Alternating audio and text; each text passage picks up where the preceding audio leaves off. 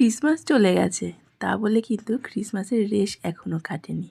সেদিন যখন আমরা ঘোরাঘুরির পর বাড়িতে ফিরছিলাম, তো পাশেই দেখছি একটা সুন্দর করে গির্জা সাজানো হয়েছে। সেখানে বাচ্চাদের মনোরঞ্জন করার জন্য স্যান্টা দাদু তো ছিলই, আর যিশু খ্রিস্টের ছোটবেলা থেকে বড় অবধি সব কাহিনীগুলো এখানে সুন্দরভাবে ফুটিয়ে তোলা হয়েছিল।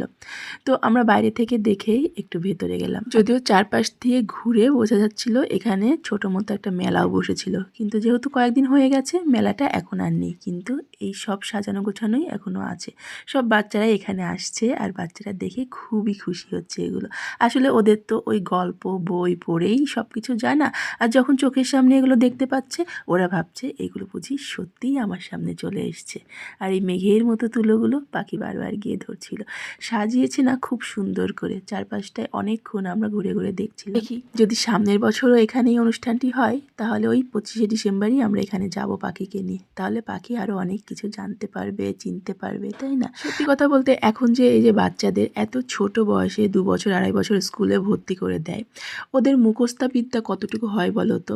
আমার এই ছোট্ট মাথায় আমি যতটুকু বুঝি যে ওরা এখন যা দেখবে, যেই পরিবেশের মধ্যে বেড়ে উঠবে, ওরা সেটাই শিখবে, সেটাই বুঝবে। তাই ওদের কাছে সবসময় এই গল্পগুলোই আমরা করতে থাকি।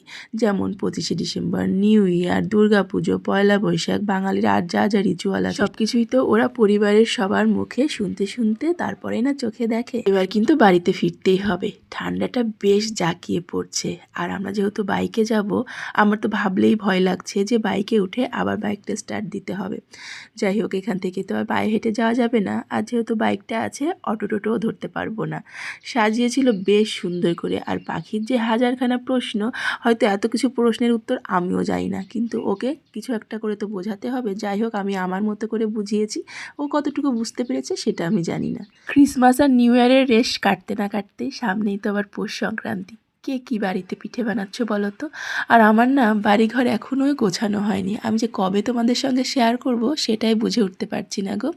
যাই হোক, এইসব পিকনিক ঘোরাঘুরি এগুলো নিয়ে নতুন বছরের নতুন ঘরের লুকটা দেওয়াই হচ্ছে না।